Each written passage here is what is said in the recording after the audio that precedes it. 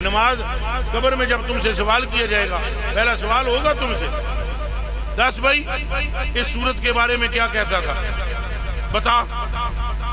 तो तुम यही कहोगे ना, हम तो कहते थे लब्बैक, या कहोगे यही आदे से गल सारी सरकार दी, यही कहोगे।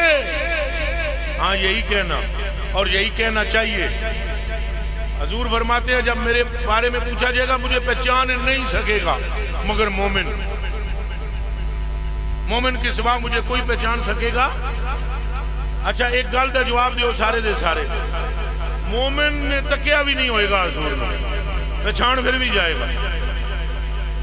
तकिया भी नहीं होएगा, पहचान फिर भी जाएगा। एदा मतलब ये है कि मोहब्बत शय ही ऐसी है कि बिला मोहब्बत जिसमें होगी अल्लाह उसको खुद पहचाने मुस्तफा करा देगा। फिर हजूर फरमाते हैं फरिश्ते उसको कहेंगे इधर देखे ना दोजख वाले पासे, तो वो दोजख की तरफ देखेगा, आग जल रही है, वो कहेंगे यह है तेरा मकाम, तेरे पुट्ठा ते करतूतां ते कबकड़ा ते तेरे वो जेड़े करतूत सन उनकी सजा ये थी। कद अब्दुल्लाह बिही मिनल जन्ना, अल्लाह ने इस दोजख को जन्नत से तब्दील किया है सिर्फ चेहरा मुस्तफा की पहचान के बदले में। बोलो गल सारी हजूर की है।